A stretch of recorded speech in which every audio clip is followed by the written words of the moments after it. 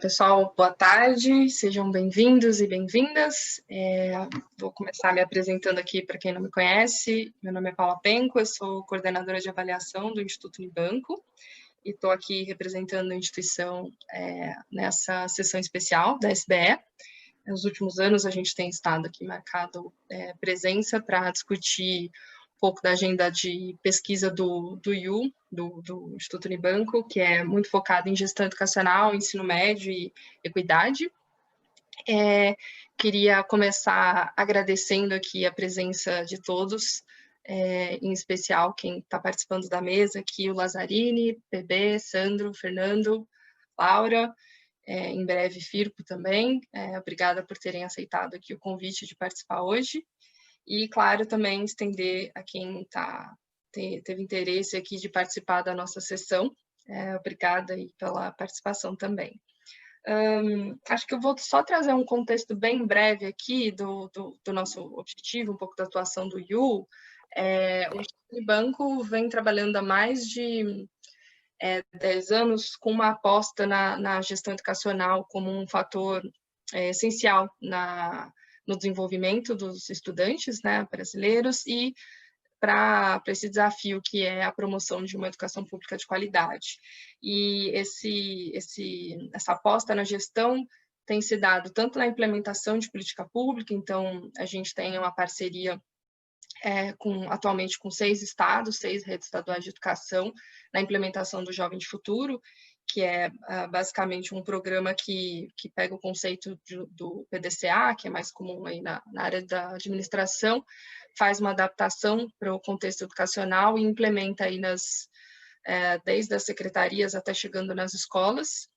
E, além da implementação em parceria, a gente tem uma estratégia de produção de conhecimento que se concretiza mais fortemente no CPTE, que é um centro de pesquisa transdisciplinar em educação, que desde 2015 tem aí alguns pesquisadores, PB faz parte, o Firpo também, outros pesquisadores que estão produzindo e disseminando evidências sobre gestão educacional.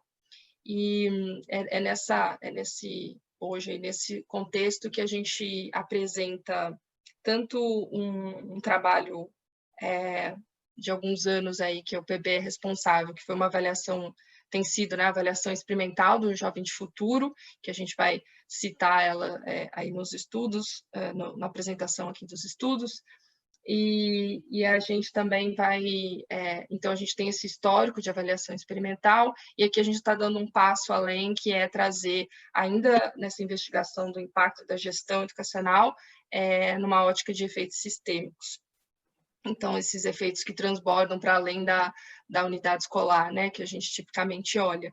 Então, é um prazer a gente poder trazer aqui para disseminação, e em especial aqui na SBE. Acho que era um pouco mais de contexto para vocês. A Laura que vai coordenar aqui a mesa, passar a palavra e entrar um pouco mais no detalhe dos estudos. Então, por hora, eu agradeço. E espero que seja uma tarde produtiva para todos nós. Obrigada, Paula. Bom, meu nome é Laura, eu sou a coordenadora do Núcleo de Gestão dentro do INSPER.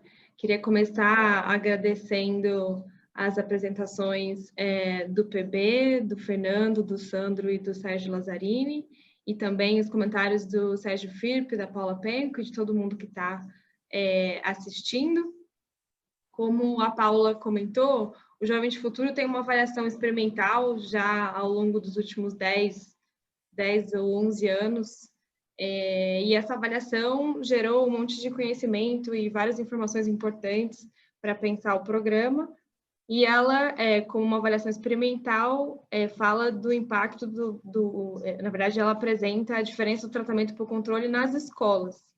Só tem que o programa, ao longo dos últimos anos, vem avançando mais e mais na direção de, além da intervenção diretamente nas escolas, ele também começa a ter uma intervenção nas secretarias cada vez mais forte, e, portanto, ele gera modificações no tratamento, no controle, e por conta dessa mudança importante que vem acontecendo, abre-se uma nova linha grande de pesquisas que busquem estimar o impacto do programa como um todo, considerando que ele faz essa intervenção na secretaria, no órgão central. Então, o que vocês vão ver aqui hoje é um pouco de um trabalho tentando estimar qual que é esse real impacto não, entre aspas, subestimado, que talvez seja o impacto da avaliação experimental, por não considerar essa intervenção que todas as escolas recebem, mas também em reflexões importantes de que mudanças e que insights isso gera para o programa e para as próprias redes de educação que recebem esse tipo de intervenção e a conexão delas com o terceiro setor e toda a articulação envolvida nesse tipo de intervenção. Para começar, eu queria pedir para o PB fazer a apresentação dele. PB, se você puder, eu ir olhando, a gente pensou em 20 minutos para a sua fala, se você puder ir cronometrando o seu tempo. E, na sequência, o Fernando, junto com o Sérgio Lazzarini e o Sandro, também em 20 minutos, apresentar o trabalho de vocês. E aí, para o Sérgio Filpe e para a Paula Penco já irem pensando, a gente pensou de logo na sequência, eu vi 5 minutos de comentários de vocês, com as primeiras perguntas, e na sequência a gente abre para o público. Tá bom? Então, PB, eu estou vendo a sua apresentação, acho que você já pode começar. Só que você está no mudo, eu acho.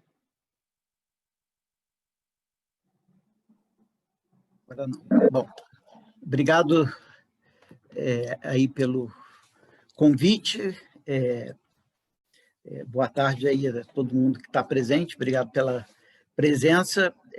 Como a Laura falou, nós vamos falar um pouco sobre a ideia da avaliação de impacto sistêmico do jovem de futuro. A gente pode se perguntar um pouco, talvez se não tivesse tido essa introdução da Laura, seria mais dizer, vem cá, eu sei o que é impacto, agora, que história é essa de impacto sistêmico? Então, para deixar isso mais claro, a gente fez um diagraminha, que é o seguinte, esse A aqui significa uma rede de ensino. A rede de ensino, se ela tiver uma intervenção a nível central, que a gente chama aquela bolinha que está lá em cima, a gente vai pintar essa bolinha de verde.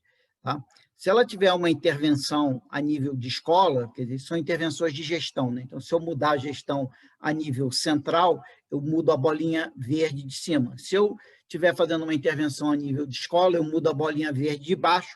Se eu estiver fazendo uma intervenção nos canais de comunicação entre a rede, entre a secretaria e as escolas, eu mexo nessa linha verde. Só chamar a atenção que numa rede de ensino, na verdade, são 3 níveis. Você tem a secretaria, você tem as regionais e você tem a escola. Tá? E eu estou colocando as regionais junto com a secretaria naquela bolinha de cima. Então, esse aqui é um jovem de futuro típico, que é um programa que afeta tanto a rede, tanto a gestão central como a gestão a nível da escola e afeta, em particular, os canais de comunicação entre esses níveis. Né? E esse cara aqui, H, que eu coloquei aqui embaixo, né? Ele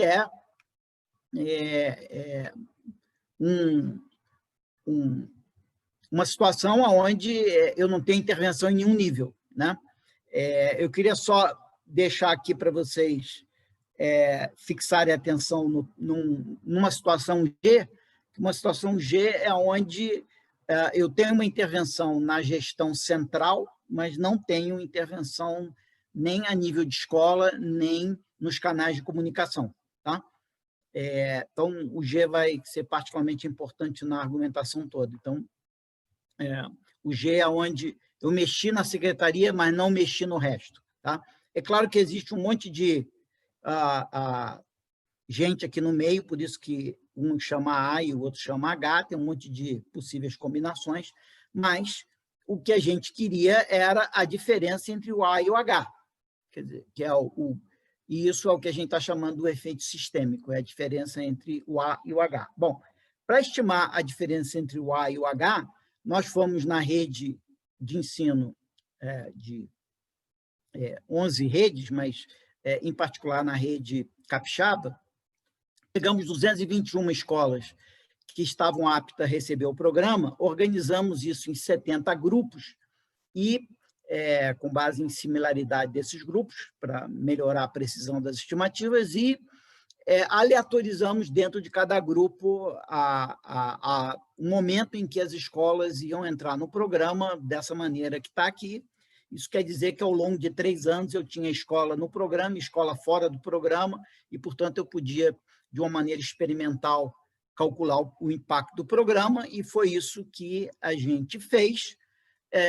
E, portanto, a diferença entre A e H seria essa diferença. Bom, na hora que a gente parou para pensar, a gente viu o ponto. Você não está fazendo a diferença entre A e H, você está fazendo a diferença entre A e G, porque tanto as escolas de controle quanto as escolas de tratamento estão numa rede onde você fez a intervenção a nível central.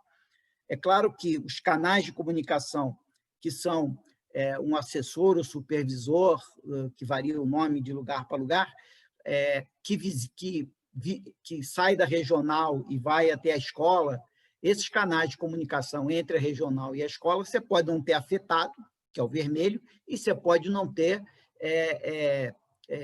afetado a escola, a gestão escolar em si, mas você afetou a gestão da secretaria e da regional. Então, na verdade, você está calculando a diferença entre A e G e não entre A e H, e, portanto, você deve estar subestimando o impacto do programa, e essa diferença aqui deu 5 pontos percentuais, 5 pontos na escala Saeb, com um p-valor de 6%.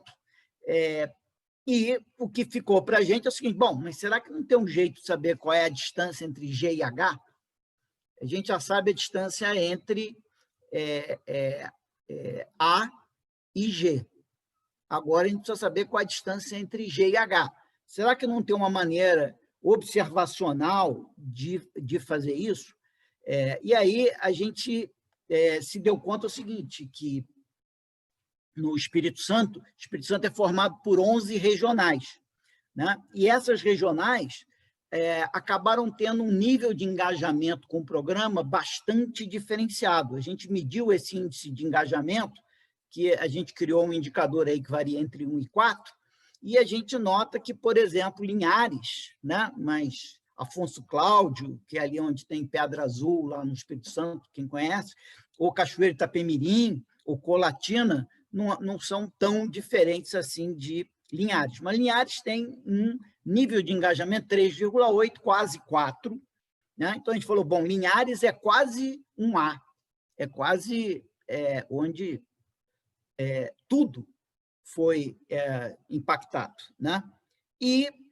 Mas, por outro lado, um cara... Linhares é quase um... As escolas de controle em Linhares é quase um G, né? Porque, voltando aqui, G quer dizer que a regional está engajada e as escolas de controle estão fora do programa, né? Então, Linhares é praticamente um G, ou seja, eu tenho uma situação onde o efeito no nível central existe, mas nas escolas de controle dessa regional, eu não fiz nenhuma intervenção, então tem um cara parecido com G. Né? Se fosse 4, seria um G perfeito. E eu tenho Carapina, que é um distrito da Serra, ali meio que no norte do aeroporto de Vitória, para quem conhece, que é quase um H, porque tem um nível bem baixo de engajamento. Ou seja, porque as regionais tiveram níveis diferentes de engajamento, na verdade, eu não tenho um G puro e um H puro. Eu tenho um G e tenho várias tonalidades de verde, que são as tonalidades de engajamento. Então, Linhares é 3,8 e Carapina é 2,4. Então, a ideia é, será que pegando esse gradiente aqui, eu não consigo ter uma ideia? Né? Então, comparando escolas de controle em Linhares, escola de controle em Linhares são escolas de controle numa regional super engajada com o programa. Ok, é uma escola de controle, não recebeu o programa na escola, mas recebeu na regional.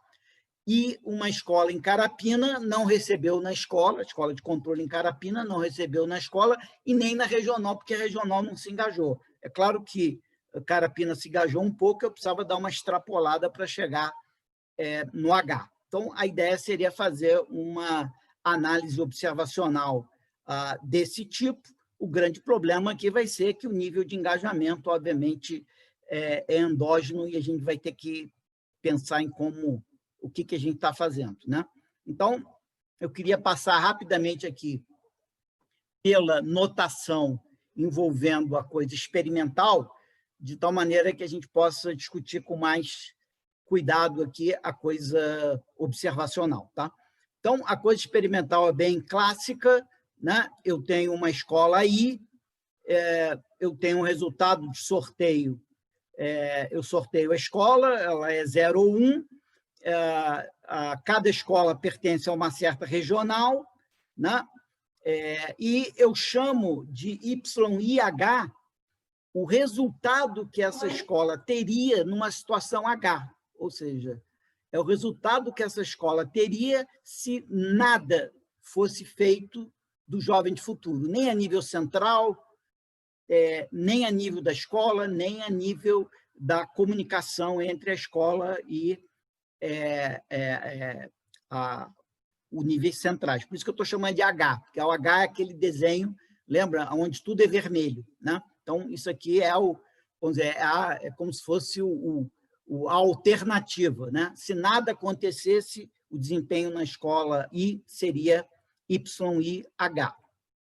O grau de engajamento da regional eu vou chamar de EK, e os determinantes do engajamento dessa escola eu vou chamar de ZI, tá?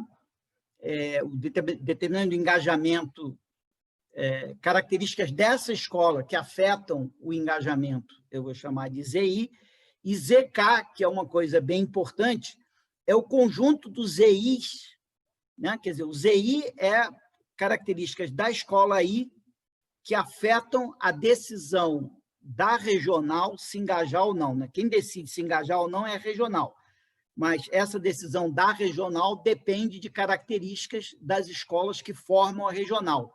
Essas características das escolas que formam a regional é o ZK, que é o conjunto de todos os ZIs das escolas Is que formam aquela regional, tá certo? Então, ZI minúsculo é a escola I, o ZK maiúsculo é esse amontoado de informação para todas as escolas que formam a regional K, portanto, afetaram a decisão da escola K. Tá? Então, o sorteio, ele simplesmente diz o seguinte, olha, o DI é ortogonal a tudo isso aí, porque o DI é ortogonal ao YIH, que é o que aconteceria se o programa não existisse. Ele é ortogonal à decisão de se engajar ou não no programa, porque a decisão foi feita depois do sorteio, né? Em princípio, a decisão não se baseou no sorteio, embora o Sérgio já tenha colocado que pode ser que isso não seja verdade. E o ZI é um conjunto de características dessas escolas nessa regional, que, em princípio, não tem nada a ver com o sorteio, são variáveis pré-determinadas que estavam determinadas antes do sorteio. Tá? Bom, a consequência disso é que, se eu calcular a média desse YIH, eu sempre vou estar preocupado com essa média do YIH, né? Que é o contrafactual, que é o que aconteceria com as escolas se o Jovem de Futuro não estivesse lá. Né? Se eu fizer a regressão desse cara no DI, que participa ou não do programa, no engajamento e no Z, exatamente por causa dessa hipótese aqui do sorteio, quer dizer, que não é uma hipótese, é o fato do sorteio, é uma certa hipótese à medida em que o engajamento não depende do resultado do sorteio, o sorteio deixa de aparecer nessa regressão. Tá? Então, isso é o que a gente tira do fato da gente ter um desenho experimental. O nosso pesadelo, na verdade, é com o E, que é o engajamento da região, ao contrário do D, não foi escolhido por sorteio, o engajamento da região foi decidido pela regional. Né? Então, para tratar disso, eu queria primeiro chamar a atenção para vocês dessa de uma estrutura fatorial, isso aqui é o YITH, é o resultado para a escola I no tempo T. Se o programa não existisse, né? O H quer dizer programa não existe, ele tem uma estrutura fatorial onde os pesos, as cargas, são variáveis no tempo e os fatores são fixos no tempo. Variam por escola, as cargas são universais, né? Essa estrutura, que é o que dá base para a econometria que a gente vai fazer, ela tem a seguinte vantagem: embora num mundo desse, você conhecer todo o passado não te dá nenhuma chance de você prever o futuro, porque o futuro depende dramaticamente desses lambdas, né? Dois caras com o mesmo passado, se duas escolas tiverem a mesma história passada, elas têm que ter os mesmos fatores fixos.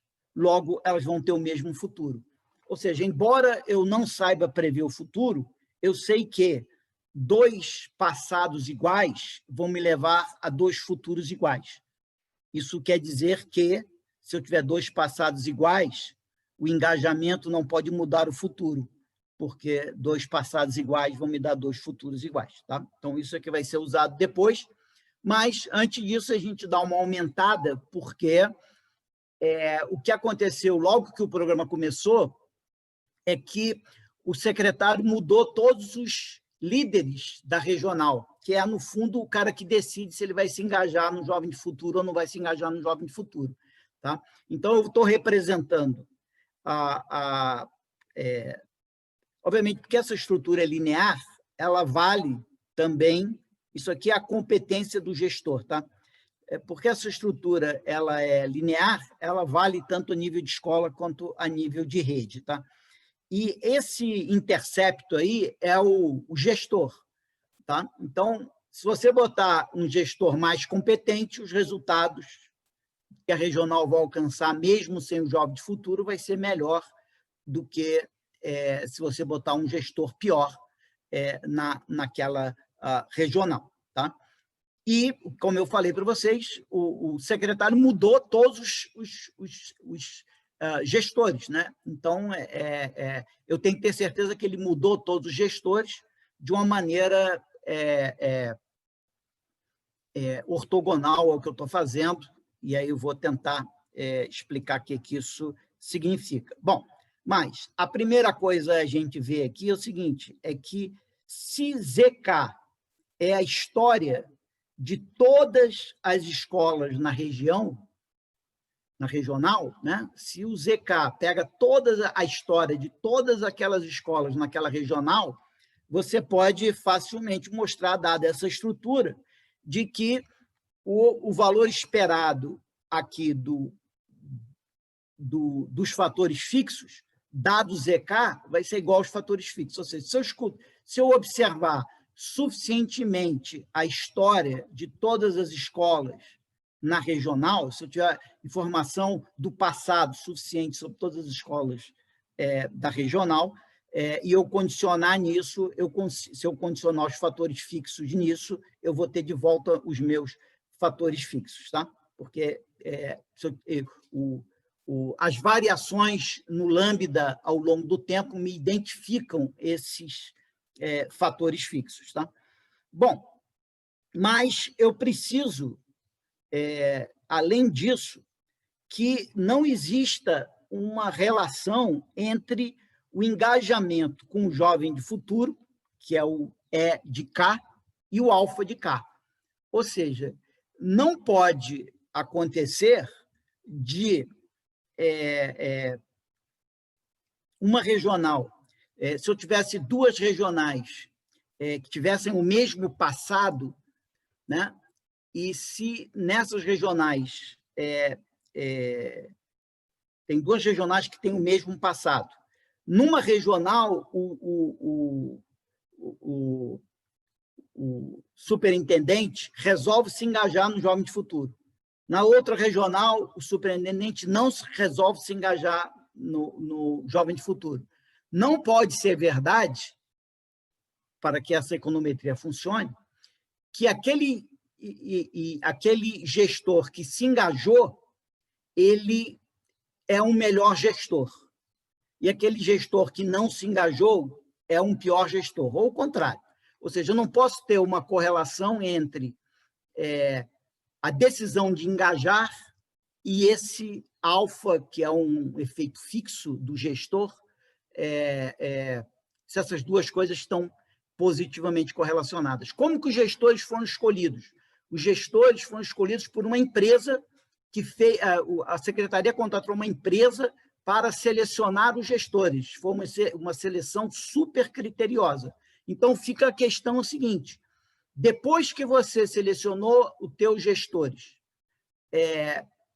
depois que a empresa já selecionou, né, com base em 1 milhão de testes, se eu disser para ela que aquele gestor é um cara que gosta do Jovem de Futuro ou um cara que não gosta do Jovem de Futuro, isso é uma informação adicional que mudaria a percepção daquela empresa sobre a qualidade do gestor?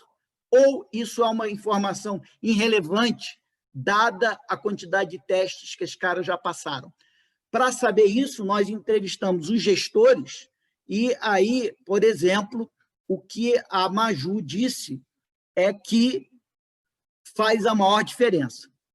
Ou seja, o que a Maju disse é que essa correlação não é zero. Ou seja, a nossa econometria não funciona. Ela disse que se você tem 2 gestores escolhidos e um se engaja no Jovem de Futuro, pode avisar para a empresa de que selecionou os caras: olha, esse cara aqui é melhor, só tem que ele tem características que você não conseguiu observar direito. Já a Mirella, ela, em 2 oportunidades, disse com todas as letras que o processo foi feito de tal maneira que, se o cara gosta ou não gosta do Jovem Futuro, não tem nada a ver com a capacidade dele de gerar melhores resultados, que é uma questão de gosto e que não é preditivo da capacidade dele de gerar melhores resultados. Bom, depende se acredita numa coisa ou se acredita na outra coisa, mas o fato é que, assumindo que essa correlação aqui é zero, a gente chega ao resultado que, dado a história passada de todas as escolas da regional, o esforço que a regional colocou e os resultados futuros na ausência do programa vão ser ortogonais, que é a hipótese de seleção nos observáveis, que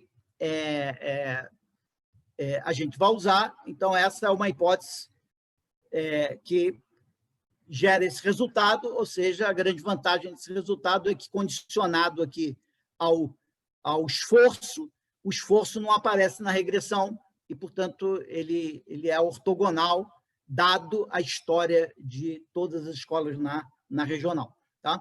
Aí, conversando com o Sérgio, outro dia a gente chegou à conclusão de que precisava de uma outra hipótese, porque aqui o desempenho da escola depende da história de todas as escolas na regional em que ela está. É como se, para prever o PIB do Brasil, o PIB da Argentina fosse útil. E eu tenho que chegar à conclusão de que, para prever o PIB do Brasil, só o PIB do Brasil é relevante, o da Argentina não é relevante.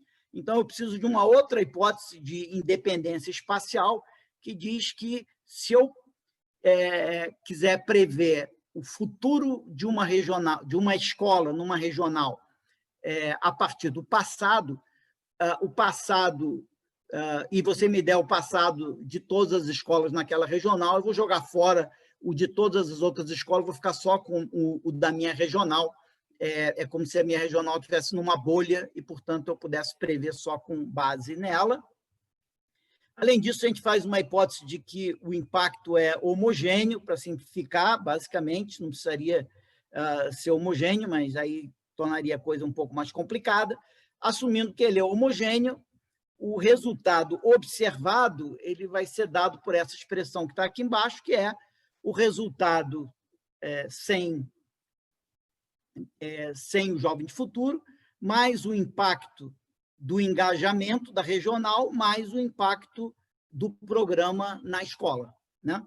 E, usando todas essas hipóteses, depois vocês podem olhar aí, você chega à conclusão de que essa regressão do resultado observado em controle ao tratamento, o esforço da regional e o passado de todas as escolas naquela regional dá uma equação desse tipo, onde é uma regressão, onde você tem um coeficiente para o impacto não sistêmico, o impacto de G menos A menos G, o impacto, esse Gzinho, que é o impacto de G menos H, e isso daqui que é um conjunto de controles que tem a ver com a história da própria escola e, portanto, a gente tentou calcular aqui a diferença entre G e H e a gente fez isso, estimou o impacto entre G e H, deu 5 pontos. O curioso e surpreendente é que a precisão desse impacto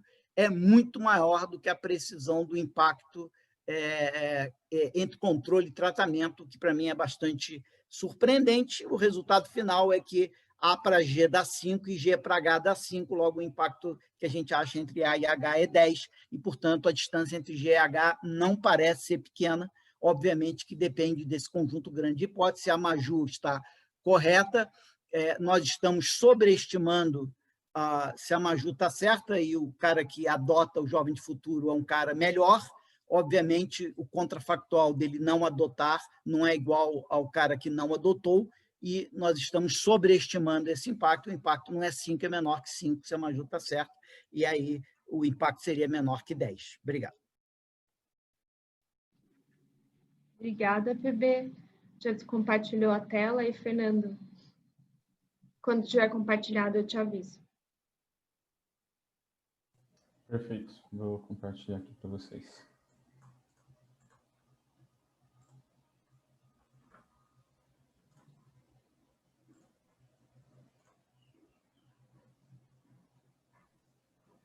Estou vendo. Legal. Então, só um segundo. Foi. Obrigado, pessoal. Com certeza construir em cima do PB é difícil, mas ele me ajudou muito só pelo que eu já ouvi agora. Inclusive, acho que vai ser muito legal a discussão depois. Mas eu vou apresentar, então, um artigo que foi recém-submetido, inclusive, para o SMJ, o Strategic Management Journal, que é um top journal na área de administração. Ele está intitulado Tracks Transfer and Social Value Curation, Existing Dilemmas in Cross-Sector Collaborations, em coautoria não só com o PB, mas também com os meus orientadores, Sandro e Sérgio, que estão aqui conosco, e com o professor Bertrand Quelan, da HEC Paris, que não está presente hoje na reunião. Então, vamos lá. Eu vou chegar na parte metodológica, mas de começo eu queria dar um rápido overview para vocês do como a gente contribui para a literatura de estratégia, de gestão estratégica, e como esses achados do Unibanco vão além do contexto de educação. Então, aqui a gente constrói em cima de uma literatura muito grande em práticas de gestão, né, práticas e tecnologias de gestão, e quando elas são aplicadas entre setores, né, no caso público, privado, lucrativo, não lucrativo, governamental ou não. A literatura fala que essas práticas, elas são bem-sucedidas, então, basicamente, elas funcionam quando você usa ela entre setores. No caso aqui do Unibanco, a gente tem uma entidade privada não lucrativa transferindo práticas para o governo, né? Literatura também fala que essas práticas são replicáveis e facilmente imitáveis. Então, quando elas são bem padronizadas, como a Paula comentou lá atrás, né, como é o caso do PDCA, quando ele é um PDCA bem padronizado, ele é implementável, ele é replicável.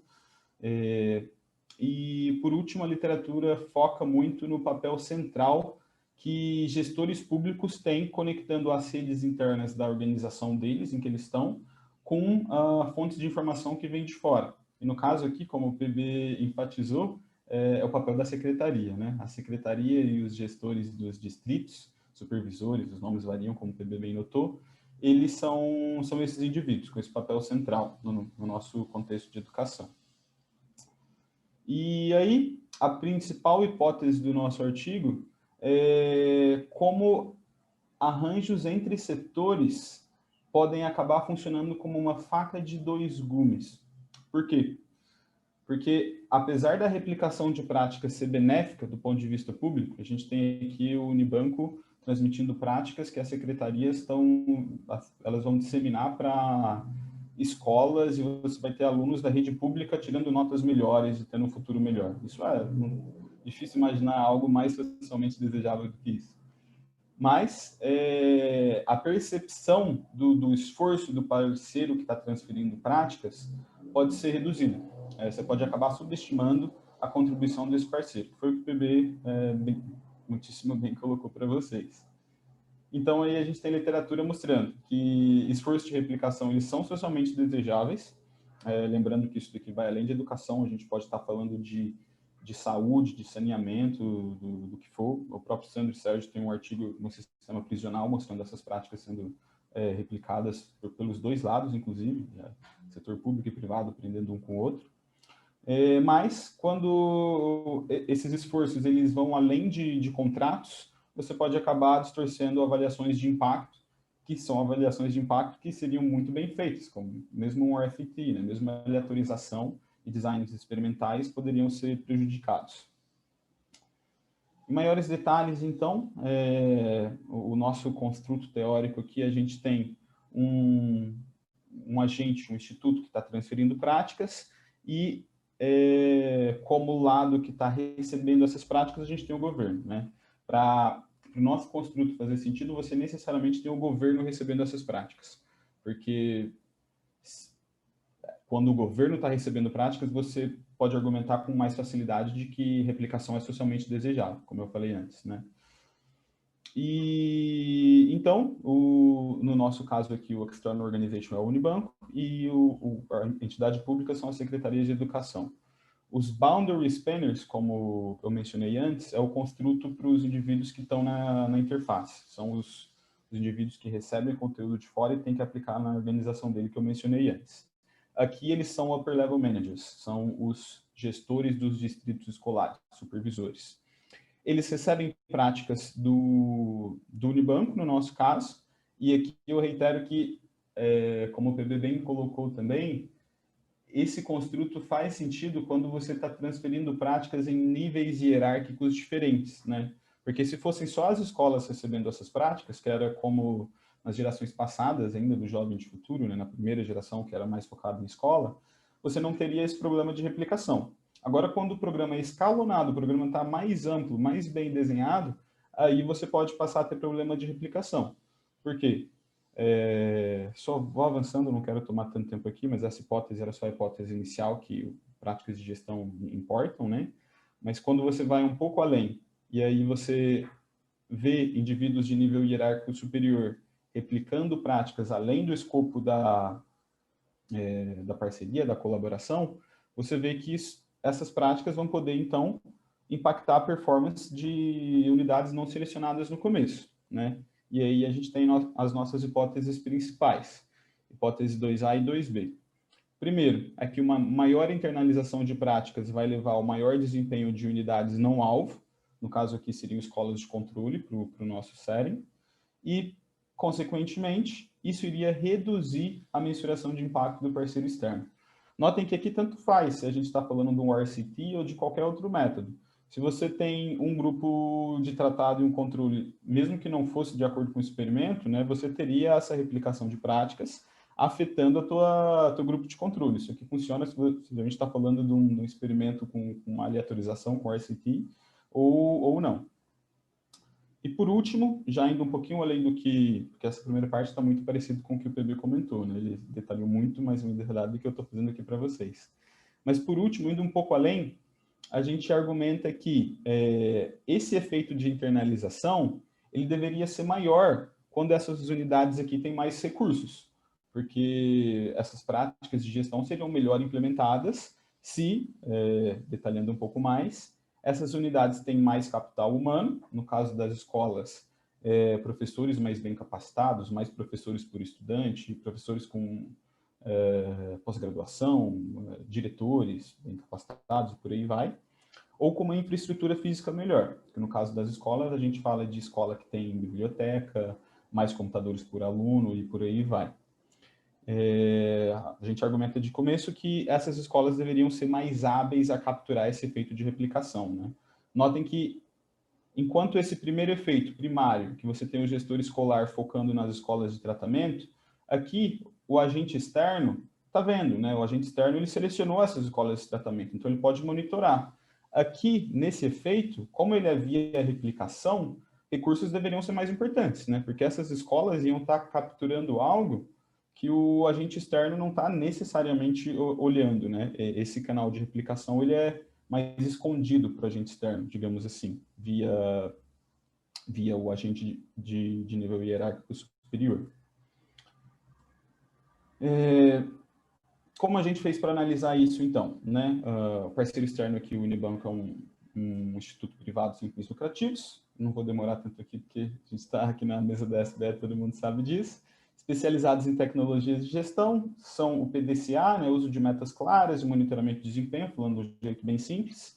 Transferiram práticas. No contexto nosso aqui, que já até é uma pergunta que eu quero abrir para vocês, além de todas as outras que vocês vão fazer, claro, né, mas é porque no nosso estudo a gente considera Piauí e Espírito Santo, né? O PB mostrou a aleatorização, tudo em detalhe de como foi feito no Espírito Santo e como o processo de contratação dos gestores foi feito no Espírito Santo, né? E a gente considera os dois estados juntos aqui, Espírito Santo e Piauí. Claro, eu estou ciente que ambos fazem parte da terceira geração do Jovem de Futuro, mas até que ponto eles são comparáveis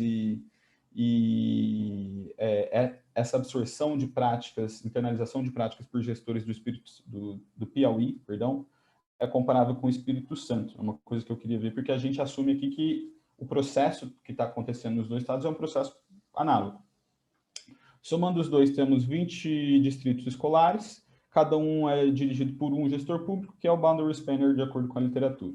A gente tem 233 escolas tratadas, que são as escolas-alvo, e 161 não-alvo, de acordo com o RCT. Isso aqui é basicamente somando os dois e dropando alguns outliers que não tinham informação do gestor, tanto para Piauí quanto para Espírito Santo. Então, as hipóteses nossas aqui, né, são que essa internalização de práticas por esses gestores vai importar através dessa replicação, né? A gente argumenta que eles internalizam e depois replicam práticas. Nós usamos um fator para juntar toda a informação do questionário. Vou apresentar brevemente depois o que esse questionário, que foi elaborado pelo Unibanco, cobre, mas é basicamente várias perguntas para os gestores. E adiantando também, as nossas medidas são robustas usando metodologias diferentes aqui. Principal Factor, ou então Maximum Likelihood, isso se mantém. As variáveis dependentes são quão bem as escolas vão, tanto em matemática quanto em português. E como controle, a gente considera, além de características do estudante e do professor, tudo em nível da escola, né? Nós adicionamos também distância entre escolas. E como a gente está falando de replicação, a gente queria se assegurar que a replicação aqui, para voltar um slide, a replicação está vindo do gestor de nível hierárquico superior e não é uma contaminação de controle que está acontecendo entre as escolas, né? Não é que uma escola que foi tratada está repassando prática para uma escola controle. Não, a gente quer se assegurar que isso não está acontecendo, e sim isso daqui.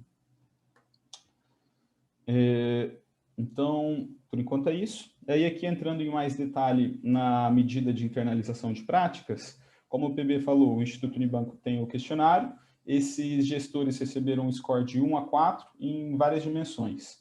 Selecionamos aqui essas 5 dimensões, que é basicamente quanto que ele entende o que é um papel do gestor, se ele internaliza rotinas que têm a ver com os de dados, se ele interage com a secretaria, com supervisores, e se ele, com quão frequentemente ele monitora as escolas.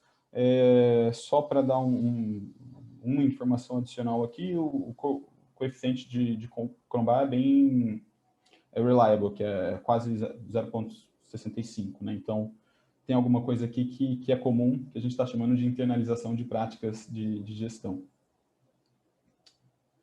Então, continuando, se nós não fôssemos considerar essa replicação, o que seria feito? O desenho do RCT foi feito para comparar a escola tratada com controle depois, né? Uma vez que o programa aconteceu, então depois do tratamento, quão melhor a escola de tratamento foi do que a escola de controle. Para isso, a gente ia usar um RCT, né, uma métrica de diferença em diferenças, de acordo com o RCT, para averiguar se essas práticas de gestão estão funcionando. Seria a nossa hipótese primeira lá, que eu nem comentei, porque é de acordo com a literatura, né? Nossa baseline hypothesis. Adicionando, então, nós consideramos uma medida de tripla diferença. Nós adicionamos a medida de internalização de práticas que eu comentei, e vamos focar nessa tripla diferença aqui. Mas vamos lá, vamos focar na equação primeiro, antes de eu chegar nesse coeficiente de interesse nosso. Aqui a gente tem dei sorte na notação aqui, que está a mesma do PB. A gente tem a performance da escola, que é a escola I, no tempo, né?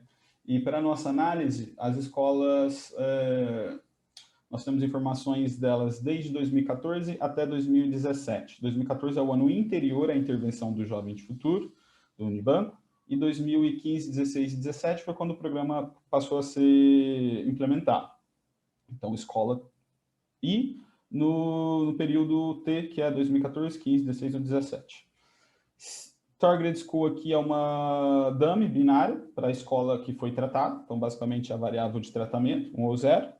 A nossa métrica de internalização de práticas, que ela é I, mas varia de acordo com B. B aqui que seria o R do PB, que é o gestor da regional, né? Se uma escola está dentro da mesma regional que a outra, as duas têm a mesma medida de internalização de práticas, que está variando pelo gestor.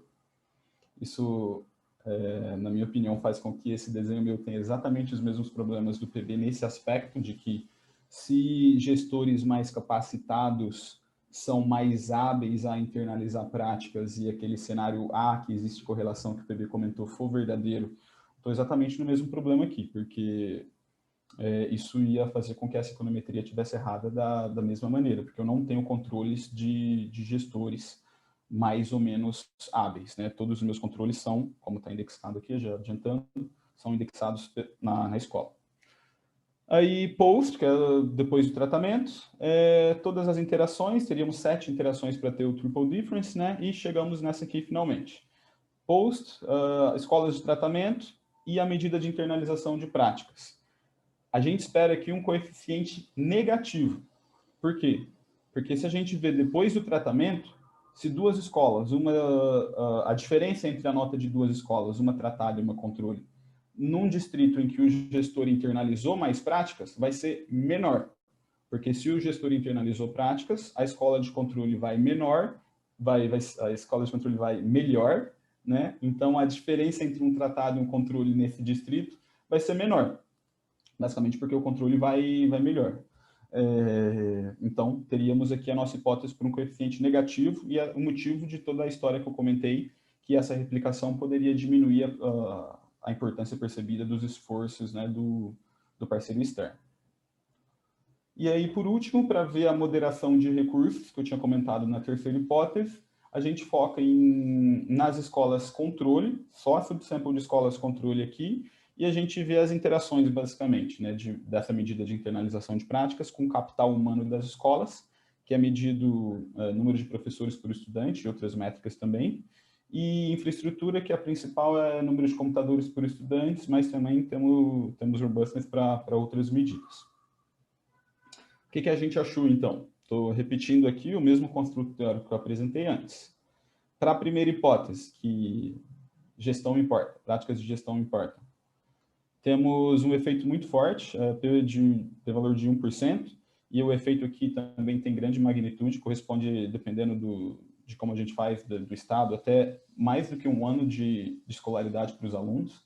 Ou seja, se o estudante passa o ensino médio inteiro recebendo o programa, ele vai melhor, ele tem notas melhores, como se ele tivesse ficado um ano a mais, né, um quarto ano no ensino médio. Então, mas isso daqui já também de acordo com estudos anteriores do Unibanco. Então, nossa hipótese principal aqui de replicação, 2A e 2B, o que a gente achou? Usando uma métrica contínua para essa medida de internalização de práticas, a gente acha um efeito também muito forte de 5% para a matemática, o que significa, como o coeficiente aqui é negativo, que eu tinha falado, né? Significa uma redução da avaliação do impacto do Unibanco de até 36%, quando quando essa internalização de práticas é um desvio padrão a mais pelo gestor, a redução na avaliação de impacto do Unibanco seria de 36%. E quando a gente usa uma métrica com categórica de 3 níveis, baixo, médio, alto, internalização, em vez da contínua, a gente acha efeitos também para português. Isso aqui corrobora com a literatura, que diz que é mais difícil você perceber efeitos de gestão em português do que em matemática. Então, aqui você precisa da internalização do gestor ser alta para, de fato, esse efeito ser percebível em português. Literatura de sócio-psico dizendo aqui várias coisas em relação a early development, educação em primeira infância, que português é mais difícil de você ter melhorias depois do que matemática. E por último, para a nossa hipótese de moderação de recursos, quando a gente está focando nas escolas de controle, nós não encontramos resultados, seja para capital humano, seja para infraestrutura, usando diferentes proxies para os dois, e não há resultado. Então, basicamente, essa replicação de práticas aqui do gestor, ela é capaz de aumentar o desempenho de unidades não selecionadas, de escolas de controle aqui no nosso série, mesmo que elas não tenham recursos, mesmo que elas não tenham capacitação além da conta em relação a professores ou em relação à infraestrutura. Essas escolas também são hábeis a receber esse impacto, a receber esse efeito da replicação e melhorar a performance das escolas. Apesar da gente não encontrar suporte para as nossas hipóteses de que recursos seriam importantes, isso aqui suporta a chamada Practice-Based View, né, que enfatiza a importância e o papel das práticas e como elas são replicáveis e por aí vai.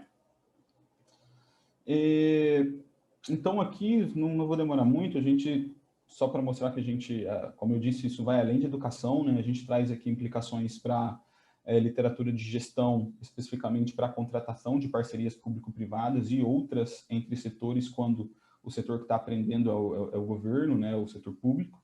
Nós enfatizamos aqui a importância desses boundary spanners, que são indivíduos, boundary spanners aqui, fazendo analogia com o que o PB colocou, seriam os canais, né? No desenho do PB, do A, do G e o H, o que está ligando a secretaria com as escolas são os boundary spanners, basicamente.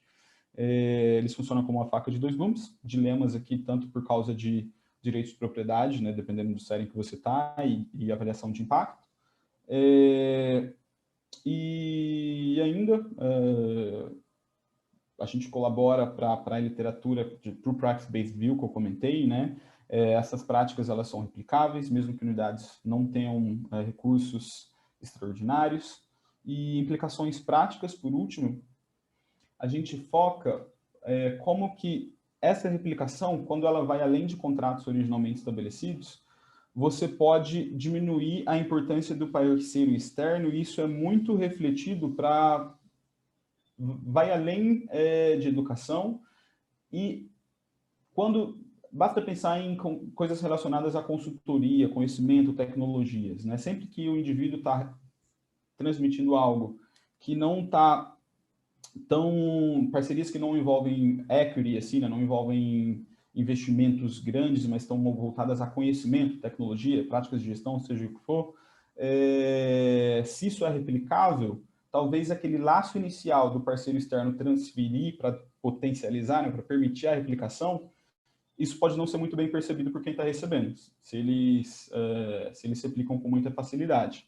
Então, toda a tecnologia de medição tem que levar isso em conta para enfatizar a importância de uma primeira transmissão bem feita, com padronização, para permitir replicação posterior.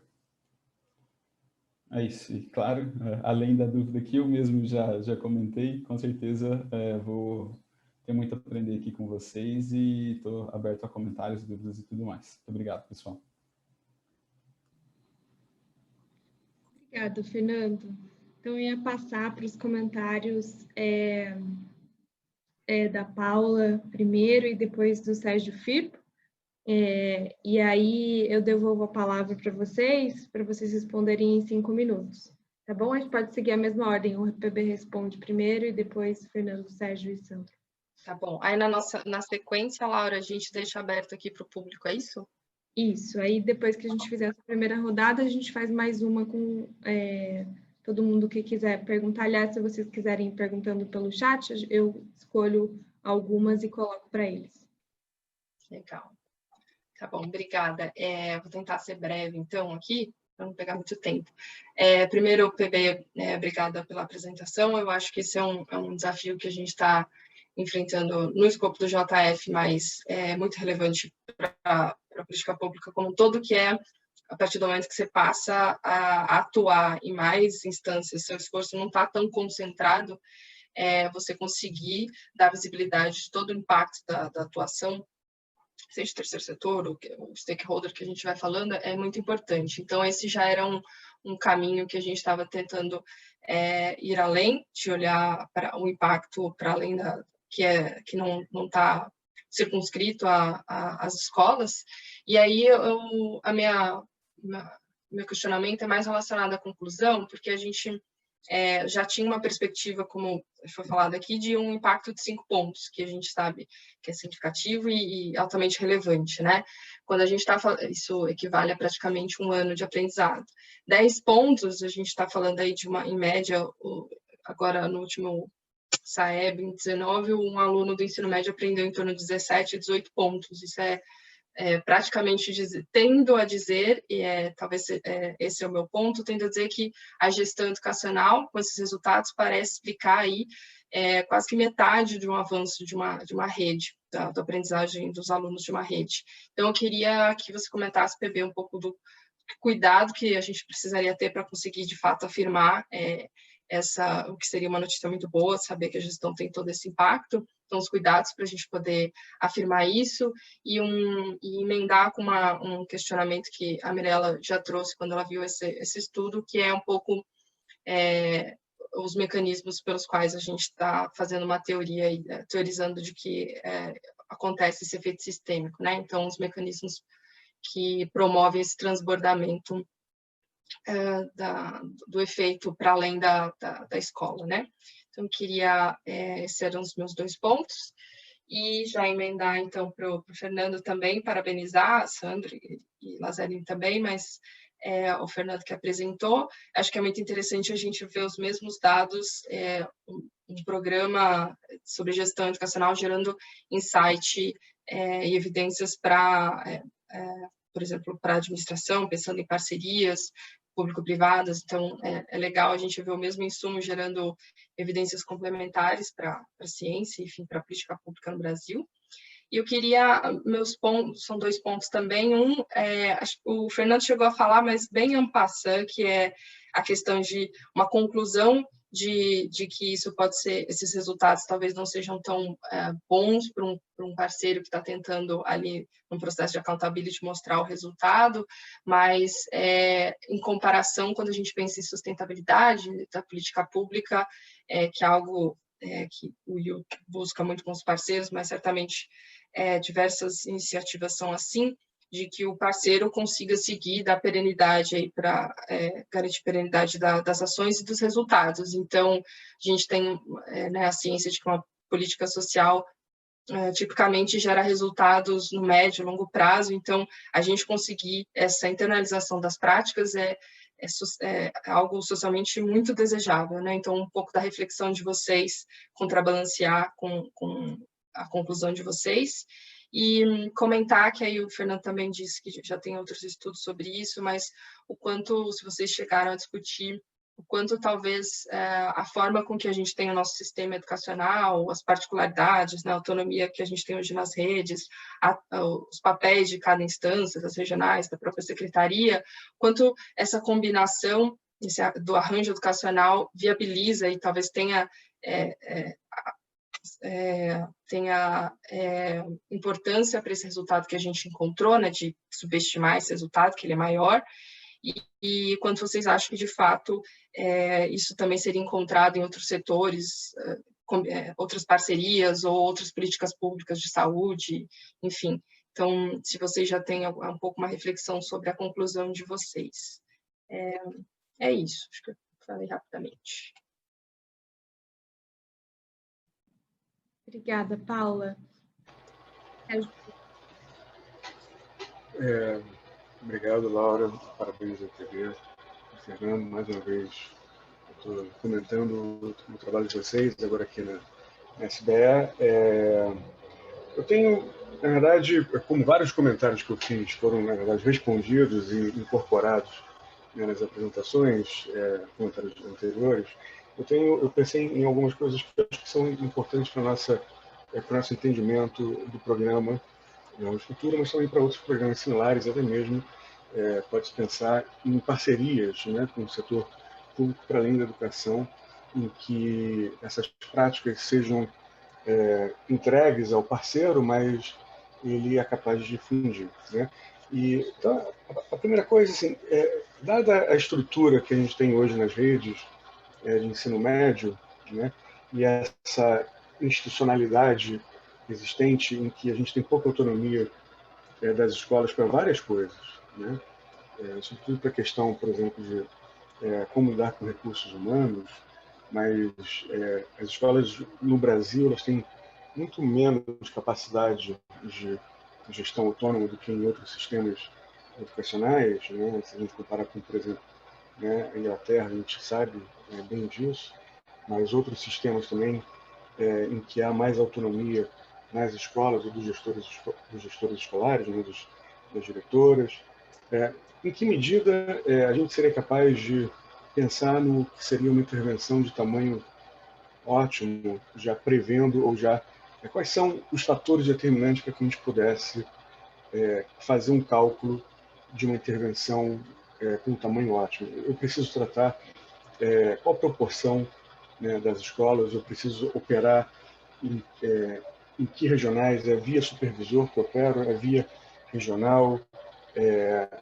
Eu queria entender um pouco mais se é possível a gente pensar nesse efeito sistêmico como sendo algo esperado e como uma ferramenta, né, dado que a gente consegue antecipar que esse efeito existe, para redução de custos. Se eu tenho uma política cujo efeito eu acredito, ou já medi, ou já existe uma literatura que prova que esse efeito ele é importante, o que será que eu preciso, né, difundir isso para todas as escolas de maneira uniforme? Será que eu posso escolher algumas formas que sejam poupadoras de recursos para fazer essa difusão? Eu queria entender se os resultados de vocês permitem fazer esse tipo de cálculo, até para que a gente possa, né, talvez entender também, né, se esses resultados eles são resultados que são sustentáveis no longo prazo. A preocupação da Paula, da qual eu compartilho, que é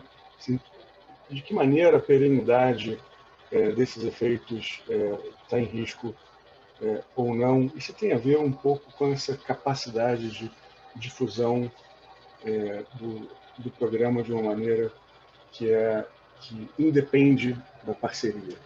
Tá? E aí, novamente, acho que a preocupação é entender se a gente não está muito preso a características muito específicas das redes que a gente tem estudado, ou se isso talvez pudesse ser pensado para outros tipos de parceria, né, em que a preocupação não é necessariamente com a educação, né, mas como, por exemplo, como a Paula trouxe, né, a questão de saúde pública, em que medida esse tipo de transferência, né, de tecnologia do setor privado para o setor público, né, ele depende muito dessa institucionalidade, e se a gente consegue parametrizar, se a gente consegue entender essa função de produção, né, para que a gente possa usar os recursos, para que a gente possa poupar recursos na hora que fizer essa transferência de tecnologia ou de práticas que serão difundidas no setor público. Mas é isso, tá? Parabéns de novo a PB e Fernando.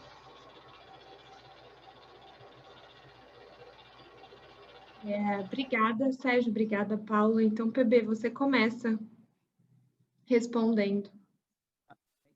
Você acha melhor assim mesmo do que pegar os comentários e a gente responder uma vez só, né? Por enquanto, na verdade, não chegou nenhum. Então, vocês podem começar respondendo mesmo. E aí, para quem está ouvindo, se vocês quiserem ir colocando as perguntas de vocês no chat, na hora que terminar essa rodada, eu passo para as que vocês fizerem. Então, primeiro, obrigado, Sérgio, tem ajudado a gente enormemente, muito que eu estou apresentando aqui são reações e incorporação de sugestões que o Sérgio deu ao longo desse tempo aí, né? E tem interagido bastante aí com o Fernando, a gente precisa até interagir mais ainda, mas obrigado aí também a Paula, tem dado vários comentários e provocações para esse trabalho, né? Paula, sobre o que é que a gente sabe e o que a gente não sabe. A gente sabe, com certeza, uma coisa muito especial, e a questão é a interpretação disso. A gente sabe que escolas no Espírito Santo, que é onde eu trabalhei mais, escolas no Espírito Santo com o mesmo histórico de desempenho educacional, aquelas que a regional, escolas de controle, escolas sem jovem de futuro, aquelas escolas sem jovem de futuro, com o mesmo passado, aquelas que estavam em regionais, que aderiram ao programa, tiveram um futuro muito mais brilhante do que aquelas que não estavam no programa. Por quê? Pode ser que essas escolas que tiveram o mesmo passado, mas estavam em regionais que aderiram ao programa, pode ser que essas escolas iriam ter um futuro diferente daquelas escolas que também não receberam o programa e estão em regionais que não se engajaram. É difícil sustentar essa argumentação. Quer dizer, por que isso é assim, entendeu? Então, uma argumentação razoável é que, se eu sou uma escola, que eu tenho uma irmã gêmea que está numa regional, que não engajou no programa, eu estou numa que engajou no programa, se eu tenho um desempenho muito melhor do que a minha parceira lá, cara, isso tem cara de ser impacto do programa mesmo, porque a decisão de se engajar ou não nem foi minha, né? Mas pode ser que não, pode ser que seja o que a Maju falou, aquele gestor que se engajou no Jovem de Futuro, ele ia fazer com que as escolas da sua regional tivessem um melhor desempenho, mesmo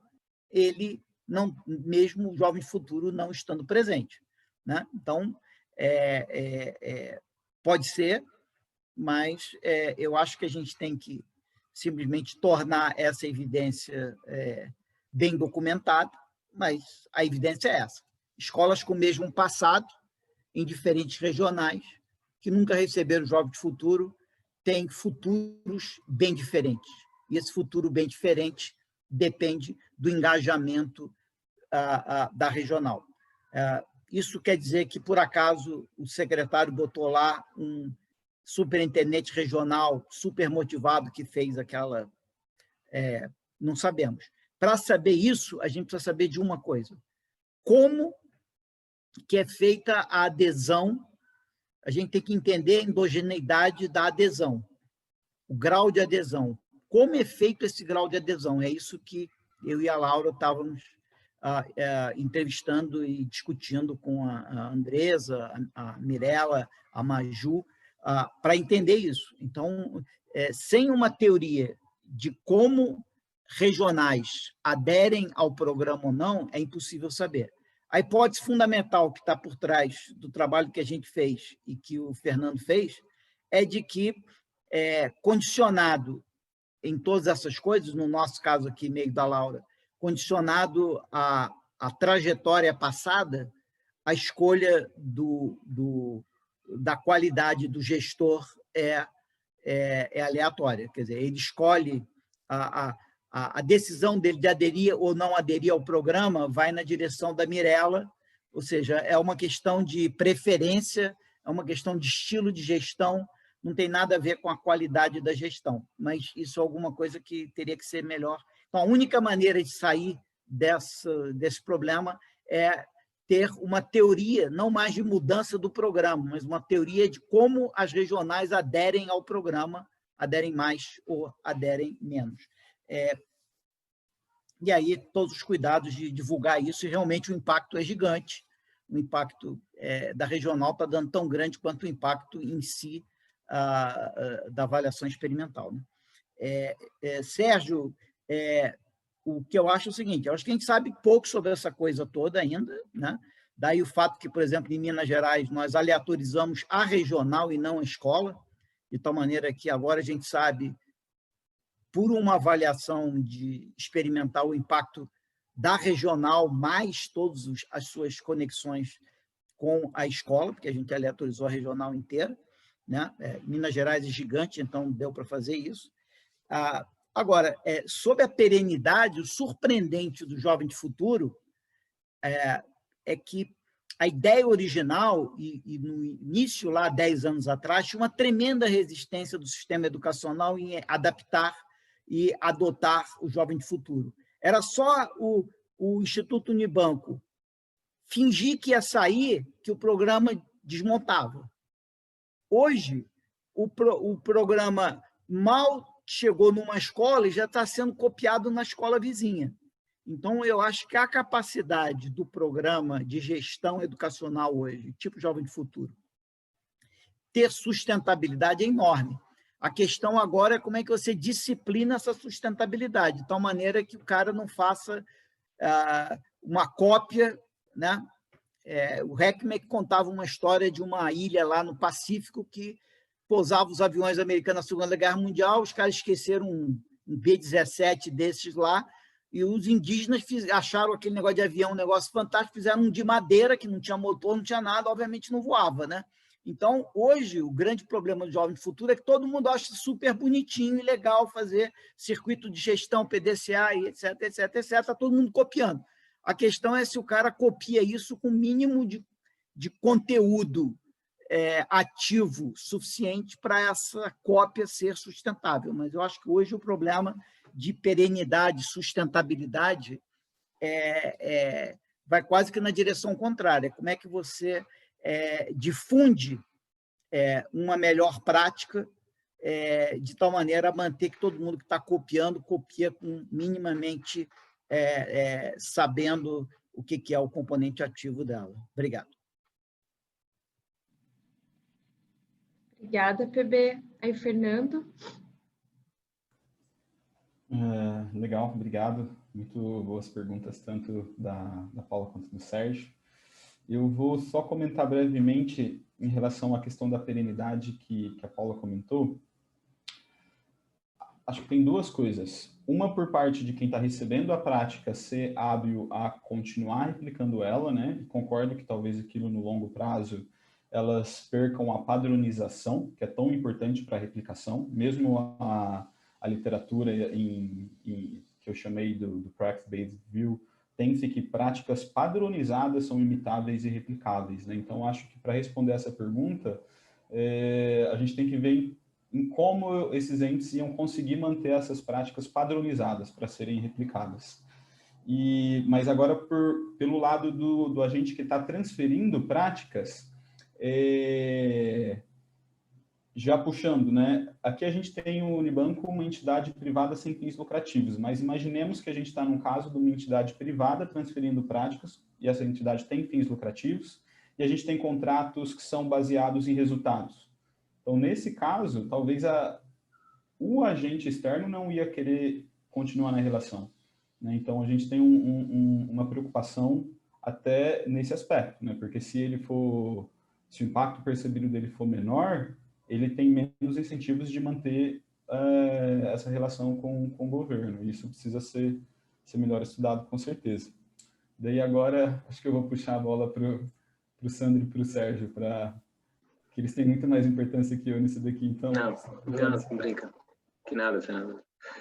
Eu vou falar aqui, Sérgio, depois você complementa aí, se quiser. Eu acho que, primeiro, parabenizar PB, né? Para mim, Fernando, né? Uma ótima apresentação, Fernando, muito boa. E prazer estar com essa roda tão seleta aqui. Pô, Sérgio, vou endereçar direto a sua pergunta, Sérgio, quando você falou dessa questão das implicações para outros setores, né? Acho que na linha que o Fernando estava colocando, você tem um movimento mundial, e aqui no Brasil isso não é exceção, da gente chegar para o governo e falar assim, contrate com base em resultado.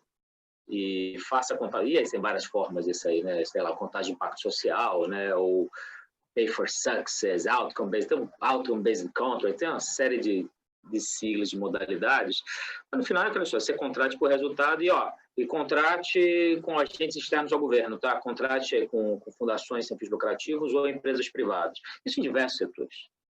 E aí você tem sem número de formas contratuais. Então a gente vai ver esse movimento. E aí, para você acabar um pouco com a desconfiança da população, a gente fala, olha, vamos medir de forma rigorosa para assegurar que o recurso que o governo está passando para esse setor privado, para essa ONG aqui, ele é contra resultado mesmo. E, olha, esse aqui negócio que é o Gold Standard aqui, RCT, Prêmio Nobel, vocês chamam todo aquele discurso para o governo para garantir aquilo. E não trabalho fazer toda essa arquitetura, né? Você imagina o trabalho que é, você calcular poder, você ir lá fazer a eleitorização, custa, fazer um RCT custa. E aí, no final das contas, o que acho que é legal desse caso do Instituto Banco, e volto a dizer aqui, pelo menos, eu posso falar para o Sérgio Lazzarini também, eu não sou especialista em educação, nem pretendo ser. Eu tento ser alguém que vai pegar mecanismos de management que faz governos funcionarem melhor, né? O desempenho do governo funcionar melhor. E nessa linha, o que é interessante é essa possibilidade de você ter esse resultado do setor privado sendo afetado por um fator externo. No caso do o IU não recebe contra-resultado.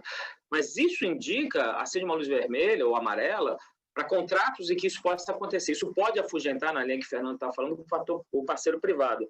E aí isso você tem uma síndrome de aplicações que é para além de escolas, para pegar hospital, qualquer tipo de serviço em que você tem essa possibilidade de acontecer. Então, as implicações que a gente fala, a gente insiste muito, as lições do IU, nesse caso, vão além da educação. E aí eu não estou muito preocupado com a educação pela educação, porque eu não sou especialista em educação, não quero ser, e acho legal quem é. Eu estou mais preocupado com o mecanismo de gestão. E aí essas questões que você está colocando, Sérgio, eu acho de fazer intervenções ótimas, é tudo a questão de sentar e fazer o teste, né? E ali, a partir desses dados, talvez incorporando outras heterogeneidades, estudo um pouco de outras experiências também, no Rio Grande do Norte, onde a dinâmica de replicação foi diferente, e até para tentar entender quando algumas condições estão presentes, talvez controlando por esse gestor, como é que isso se comporta, né? Particularmente, é um trabalho assim, que a mim não me interessa eu a fazer, mas acho que a gente, lá no próprio no INSPER, a gente está super aberto para receber doutorandos assim, que tivessem se debruçar com isso. A gente tem base de dados, e feliz de estar contribuindo com esse debate aí. E obrigado pela pergunta, Sérgio. Lázaro, você tem alguma consideração aí? Como que a gente está de tempo, hein? Tem até 6h15? Até 6h15. 6h15, tá. Não, só um comentário em relação ao que a Paula falou, só enfatizando, porque o Fernando e o Sandro já falaram.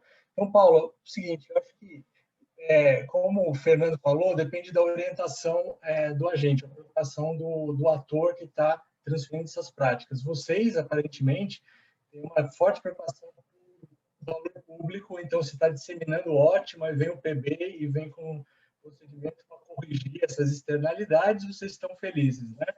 Agora, pode ter outros tipos de complicações em outras organizações que realmente esses dilemas vão ser extremamente importantes. Então, quer dizer, tanto o Fernando quanto o Santos falaram, por exemplo, o sujeito externo tem um contrato com o governo atrelado a alguma métrica, alguma avaliação do impacto. Se eu coloco esse grupo de controle, essencialmente, você, na verdade, você está tendo uma estimativa que não vai refletir adequadamente a contribuição dele, ele vai receber menos, né? Isso pode gerar um baita conflito. Então vamos ajustar, vamos implementar essas técnicas aí que o PB fez, que o Fernando fez, fica mais complicado, né? Imagina negociando com atores privados, em parcerias público-privadas, colaborações, fica mais complicado.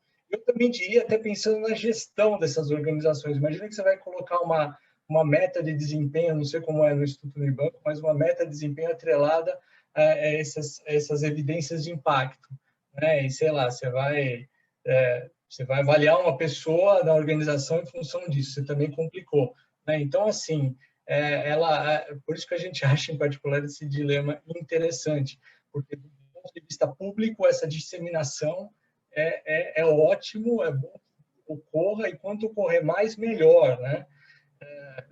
Sob o ponto de vista de gestão e dos incentivos, das motivações desses atores entrando nessas relações, você pode ter algum tipo de problema. Como equacionar isso é o que nós estamos tentando estudar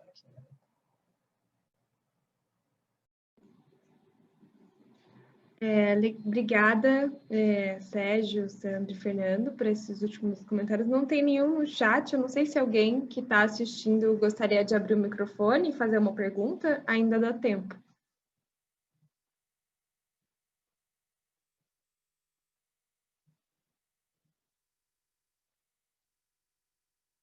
As pessoas assistindo são mais quietinhas hoje do que estavam na terça. Posso aproveitar e comentar um negócio rapidinho? Uhum. Que o Sérgio comentou, que o Sérgio Firpo comentou, né? Antes, a literatura de economia tá muito preocupada com scale-up, né? Então, normalmente, RCTs acontecem em nível local, né? Você faz um negócio pequeno justamente para ver se funciona, para depois você expandir. Só que depois expandir não é a mesma coisa, é diferente, porque você tem níveis hierárquicos superiores e tudo mais. Então, acho que tudo que o Unibanco está fazendo colabora muito com essa linha também. Como o Sandro disse antes, né, acaba que foge um pouco do escopo que eu estou olhando para mais focado em práticas, né, mas tem toda uma literatura muito preocupada com isso, justamente porque é difícil. E ver o nível certo ali, onde a gente vai, então, como o Sandro bem disse, é uma pergunta em aberto, né, realmente. Legal. Sandro, Sérgio, Lazzarini, Firpo, PB, vocês querem fazer um comentário final, então? Vocês gostariam de fazer um comentário sobre os comentários? Eu queria fazer só um comentário, assim, acho que da mesa. A gente está na SBE, né? A gente tem um encontro basicamente de economistas, aí, eu e o Sérgio aqui, Fernando está no doutorado em economia, está terminando o doutorado em economia. A gente é da área de gestão, né? E acho que a importância da gente ter essa integração da área de gestão e coisas de gestão dentro da economia. A gente se beneficia muito de management, estando com o rigor da economia, com a sofisticação, né? E acho que talvez a gente possa dar nossos 20 centavos assim, ao estar abrindo essa caixa preta de gestão, e que é uma coisa que eventualmente os economistas não fazem também. Então, acho que espaços como esse, né, são importantes para a gente fazer essa fertilização cruzada, que é um pouco até do nosso programa lá do INSPE, no doutorado, né, que tem lá a parte de macro, micro e a parte de estratégia, marketing e I/O também. Então, acho que essa mesa, ela mostra um pouquinho essa direção, e eu fico muito feliz de estar fazendo parte disso.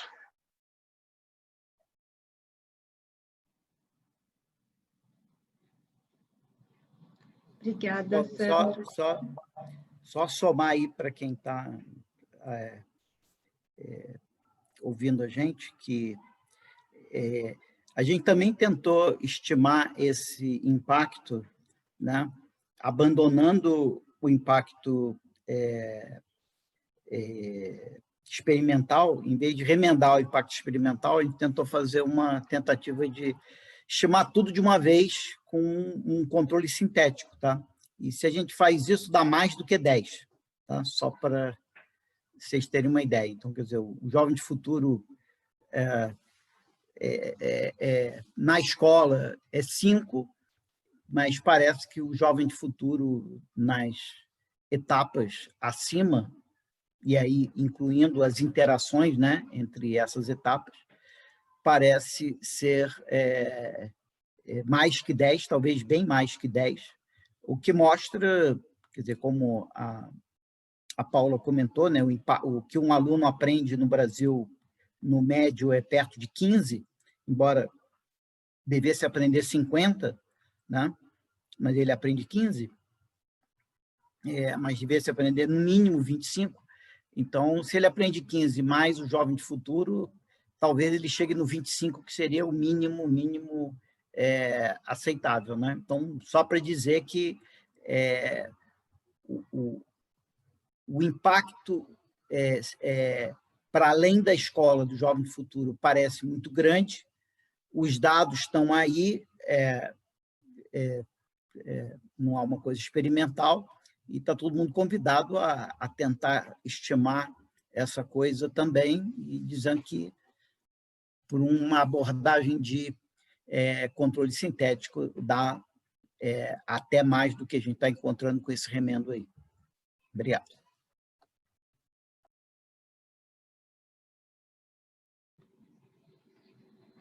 Bom, então não temos nenhuma pergunta. Queria agradecer a todos os palestrantes pelas apresentações. Queria agradecer também a Paula e a Mirella pela sessão e pelo convite. E queria também dizer, reforçando o que o PB trouxe, que acho que tem muito dado e muita informação, muito debate ainda a ser feito em torno do efeito sistêmico. E acho que todo mundo aqui, como vocês viram, a gente já fez várias conversas e ficam todos convidados a refletirem e pesquisarem junto esse assunto. Acho que é isso. Muito obrigada. Tchau, tchau. Obrigada, pessoal. Obrigado, pessoal. Também agradeço a vocês pela palestra. Eu vou esperar um pouquinho até encerrar aqui a sala, tá? Parabéns, gente. Ótimas apresentações e debates. Tchau, tchau. Obrigada.